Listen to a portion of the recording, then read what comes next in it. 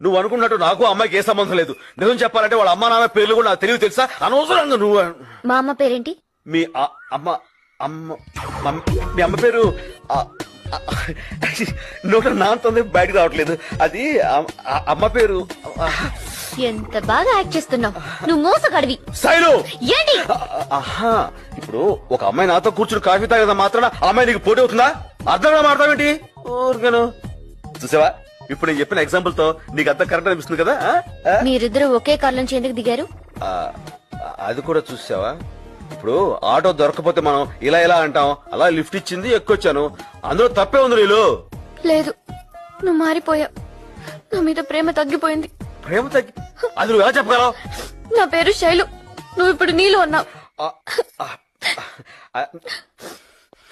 I'm really very sorry Neel. నాకు తెలుసు